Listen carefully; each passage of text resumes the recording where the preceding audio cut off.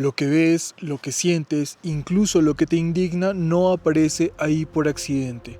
Hay un sistema aprendiendo constantemente que te mantiene mirando y ajustando la realidad para que no te vayas. Este no es un video acerca de redes sociales, es sobre cómo están diseñadas para atraparte y por qué funcionan tan bien. Existe una arquitectura invisible que podría describirse como un sistema de ira sin fricción, una convergencia entre biología, algoritmos y modelos generativos donde la verdad deja de ser central y lo importante pasa a ser la reacción. En ese entorno, el pensamiento y la emoción compiten en desigualdad. Verificar información es lento y exige esfuerzo.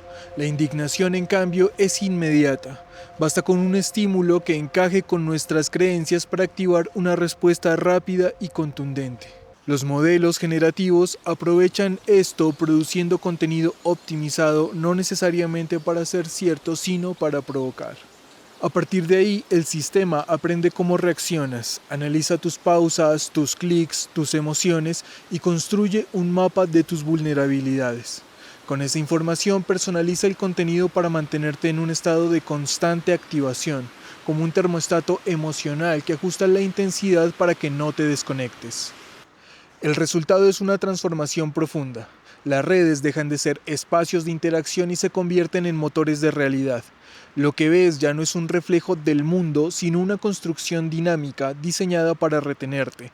La información se organiza no por su veracidad, sino por su capacidad de generar reacción, es decir, por su capacidad de mantenerte. Hay una mecánica silenciosa que sostiene gran parte de la experiencia digital contemporánea.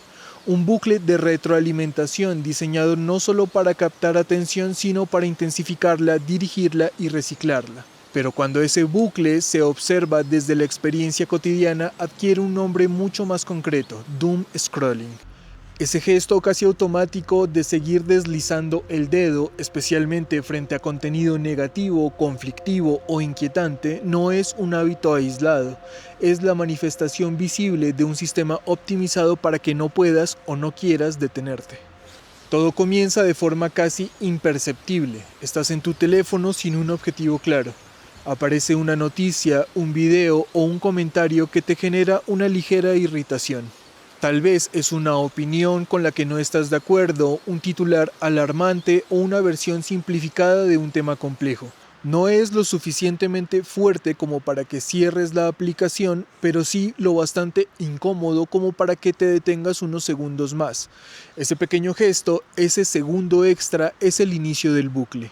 El sistema registra esa pausa, no solo que te detuviste, sino cómo lo hiciste, si abriste los comentarios, si leíste más, si reaccionaste emocionalmente. Y en lugar de ofrecerte algo distinto que equilibre la experiencia, hace exactamente lo contrario.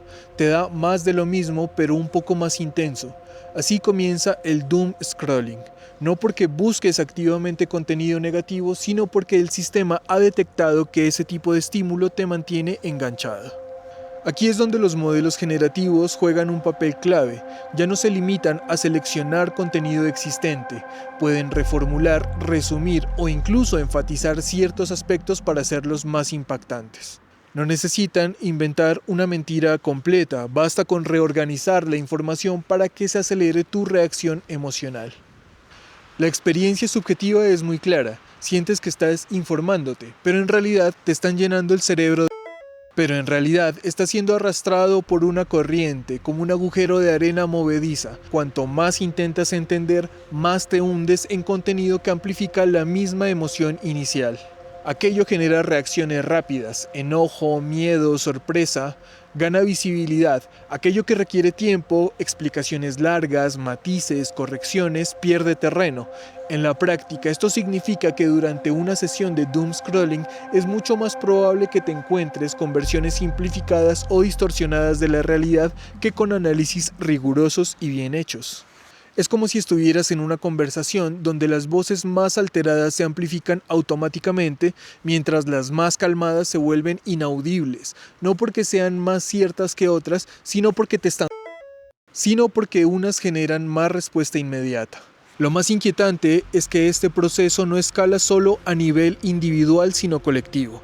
Millones de personas atrapadas en sus propios bucles de doom scrolling generan un entorno donde el contenido más visible es precisamente el más emocionalmente cargado. Esto crea la sensación de que el mundo es más caótico, más polarizado y más urgente de lo que realmente es. No porque los hechos hayan cambiado necesariamente, sino porque la forma en que los vemos ha sido filtrada por un sistema que prioriza la intensidad sobre la precisión. En este contexto, la llamada pegajosidad de la plataforma, es decir, su capacidad de retenerte, se convierte en el objetivo final. El resultado es una experiencia en la que no solo consumes contenido, sino que quedas emocionalmente enganchado a él. No estás simplemente viendo lo que ocurre, estás atrapado en una versión del mundo que se reconfigura constantemente para mantenerte mirando. Así, lo que empezó como una ligera incomodidad termina convertido en una sesión prolongada de consumo compulsivo. Y cuando finalmente sales, no lo haces porque el sistema haya terminado, sino porque tú te has agotado. Pero el sistema sigue ahí intacto, esperando la próxima vez que hablas de aplicación y vuelvas a caer. Hay una forma mucho más concreta y cotidiana de entender la arquitectura de las cámaras de eco, los brain rots. Este término, que empezó como un chiste de internet, describe algo muy preciso: contenido repetitivo, simplificado y altamente estimulante que se te queda pegado en la cabeza. Pero detrás del meme hay una lógica más profunda. Los brain rots no son solo entretenimiento, son la expresión más pura de un sistema que te está Son la expresión más pura de un sistema que elimina la fricción cognitiva y emocional para mantenerte adentro. Imagina cómo funciona una cámara de eco en la práctica. Abres una red social y ves un video corto que te parece que te hace gracia o te genera una reacción inmediata. No necesitas entender nada complejo, el mensaje es directo, exagerado y emocional. Te quedas unos segundos más. Deslizas, aparece otro contenido muy parecido y otro, y en pocos minutos estás atrapado en una secuencia de estímulos que no te exigen pensar, sino simplemente reaccionar. Eso es un brain rot, contenido diseñado o seleccionado para no generar disonancia, para no obligarte a detenerte, para no introducir matices que puedan romper el flujo. Y aquí es donde se conecta con la arquitectura de las cámaras de eco. Los sistemas de recomendación aprenden rápidamente qué tipo de contenido te mantiene enganchado sin esfuerzo, y una vez lo identifican, empiezan a construir a tu alrededor un entorno donde permanentemente te están este tipo de estímulo se vuelve dominante. La analogía más clara puede ser la de una dieta. No una dieta equilibrada, sino una basada exclusivamente en azúcar y sal. Al principio puede parecer inofensiva, pero con el tiempo tu paladar se adapta. Lo complejo, lo amargo, lo matizado empieza a resultar menos atractivo. Lo mismo ocurre con el contenido que consumes constantemente como brain rots. Tu tolerancia a la complejidad disminuye y el sistema lo sabe. En este contexto, la verdad o incluso la información objetiva puede convertirse en un problema. No porque sea incorrecta, sino porque introduce algo que los brain rots eliminan: la complejidad. Un análisis matizado requiere tiempo, atención y esfuerzo. Puede contradecir lo que ya piensas, puede incomodarte. Y eso, desde la lógica del sistema, es un riesgo. Podrías dejar de deslizar. Por eso, durante una sesión de scrolling es mucho más probable que te encuentres con versiones simplificadas, exageradas o emocionalmente cargadas de un tema con explicaciones complejas. No hace falta que el sistema censure la verdad de forma explícita. Basta con que lo entierre bajo capas de contenido más fácil de consumir. Es como intentar escuchar una conversación tranquila en medio de una discoteca. No es que la conversación no exista, es que el ruido la hace inaudible. Así, las perspectivas diferentes aparecen cada vez menos o lo hacen en formatos en que las vuelven fácilmente descartables, simplificadas, caricaturizadas o ridiculizadas. El resultado es una cámara de eco que se siente como un espejo cómodo donde todo tiene sentido. Pero esa comodidad tiene un precio. Al reducir constantemente la disonancia, el sistema también reduce la capacidad del usuario para tolerarla. Y eso hace que cualquier contenido que rompa el patrón, como algo complejo, contradictorio o simplemente diferente, se perciba como más molesto de lo que realmente es. Es un círculo que se refuerza a sí mismo. El resultado es una experiencia donde no solo ves contenido, sino que entras en un estado donde pensar se vuelve opcional y reaccionar es automático. Así, la arquitectura de las cámaras de eco deja de ser una idea abstracta y se vuelve algo tangible. Es ese momento en el que llevas 40 minutos deslizando, viendo variaciones del mismo tipo de contenido, sintiendo que todo encaja, sin darte cuenta de que el mundo que estás viendo ha sido cuidadosamente filtrado, simplificado y optimizado para que no quieras salir de él. Hay una forma mucho más clara de entender el costo económico de la erosión de la realidad, si combinamos tres analogías que juntas revelan el sistema completo. Separadas explican parte del problema. Juntas muestran por qué este modelo no solo es rentable, sino estructuralmente difícil de cambiar. Empecemos por el telediario. Durante décadas, los noticieros ya operaban bajo una lógica de atención. Abrir con lo más impactante, mantener la atención y evitar que el espectador cambiara de canal. Pero tenían límites, tenían una duración fija, tenían edición humana, tenían una reputación en juego. Un informativo podía exagerar, pero no podía hacerlo indefinidamente sin romper con la confianza. Ahora imagina ese mismo noticiero convertido en un feed infinito, personalizado y sin cierre. Cada noticia no solo compite por ser vista, sino por retenerte en el siguiente segundo. Y ahí aparece el cambio económico clave. Cada segundo adicional que te quedas equivale a más impresiones, más datos y más ingresos.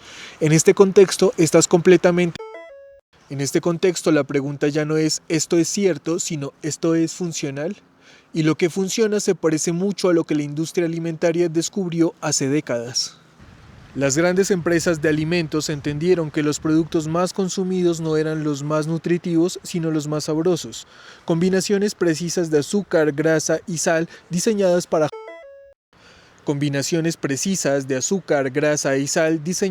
activar el sistema de recompensa del cerebro. No necesitaban ser completamente artificiales ni completamente dañinos. Bastaba con optimizarlos para que quisieras más. El resultado fue una dieta masiva de productos que no sacian, sino que incentivan el consumo continuo. En el ecosistema informativo ocurre algo casi idéntico. La información rigurosa es como una comida equilibrada. Requiere tiempo, esfuerzo y no siempre genera placer inmediato. El contenido simplificado, emocional o distorsionado es como un ultraprocesado, fácil de consumir, altamente estimulante y difícil de dejar. Aquí es donde entra la tercera analogía, el mantenimiento de la maquinaria. Imagina una empresa que decide reducir el mantenimiento de sus equipos para mejorar sus resultados trimestrales. A corto plazo todo parece funcionar mejor, menos gastos, más beneficios, pero con el tiempo las máquinas empiezan a fallar, a desgastarse, a volverse impredecibles. El sistema sigue produciendo hasta que deja de hacerlo de forma fiable. En la economía de la atención, ese mantenimiento es la verificación, el contexto, la calidad informativa. Es todo aquello que garantiza que el sistema no solo funcione, sino que funcione correctamente. Pero desde una lógica de optimización a corto plazo, ese mantenimiento es caro. Ralentiza la producción de contenido, reduce la intensidad emocional y puede disminuir la interacción inmediata. Así que se recorta, no necesariamente de una forma consciente o maliciosa, sino como consecuencia de cómo están definidos los incentivos. El resultado es un sistema que, como una máquina sin mantenimiento, sigue operando, pero con una precisión cada vez menor. Produce más y más rápido y más intensamente, pero también con más errores, más distorsión y más ruido. Y aquí es donde las tres analogías convergen. El telediario infinito proporciona la estructura, es decir, un flujo constante, sin cierre, optimizado para la retención. La industria alimentaria aporta la fórmula, o sea, contenido hiperestimulante que maximiza el consumo. Y la falta de mantenimiento explica la degradación.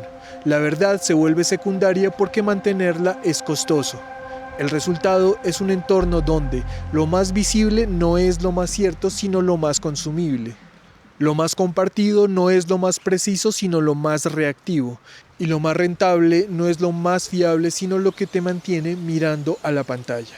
Si el entorno digital está diseñado para que no te detengas, si elimina la fricción, acelera la emoción y convierte tu atención en su principal objetivo, Entonces, cualquier salida real no pasa por dejar el celular, sino por algo más preciso: aprender a interrumpir el bucle mientras está ocurriendo. Porque el problema no empieza cuando llevas una hora deslizando, sino mucho antes, en un momento casi imperceptible.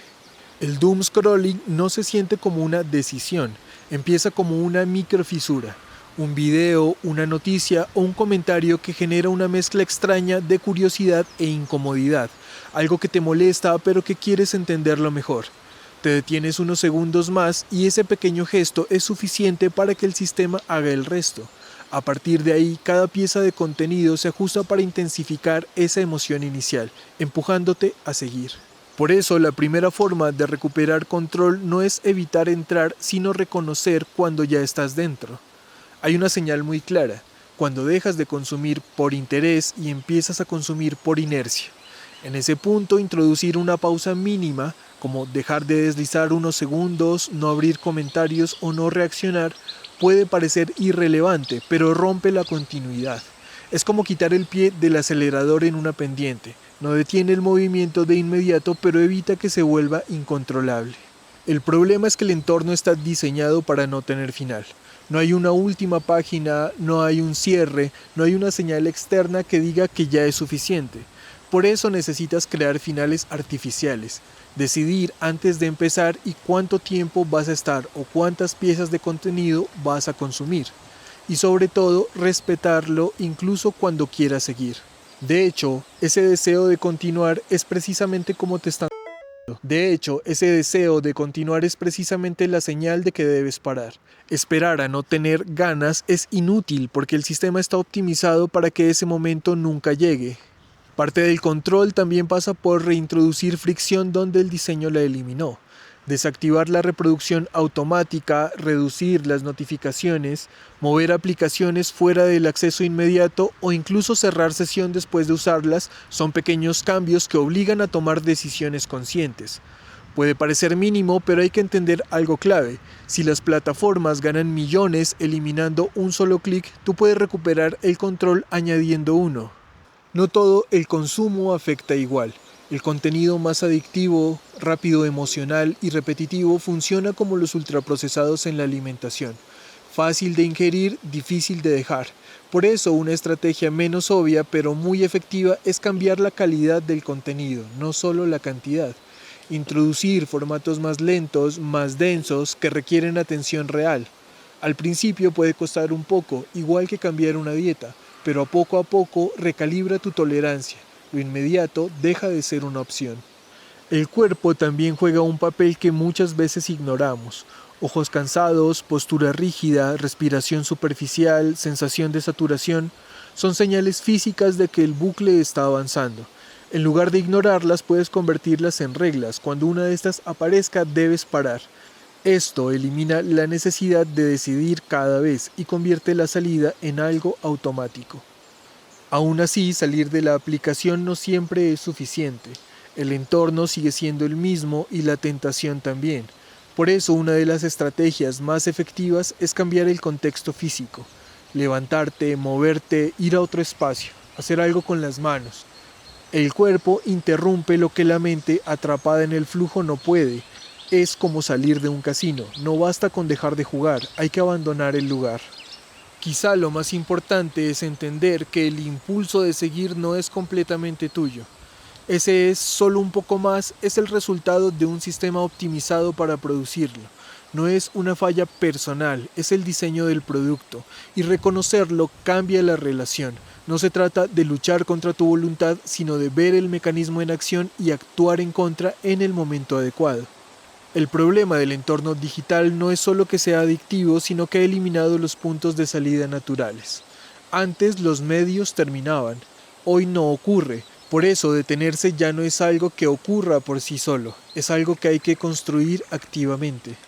Estas estrategias no desactivan el sistema, pero hacen algo más importante: te devuelven la capacidad de decidir cuándo parar. Y en un entorno diseñado precisamente para que no lo hagas, este gesto simple y pequeño es una de las formas más reales de recuperar el control. Gracias por ver el video, no olvides suscribirte y nos vemos en la próxima.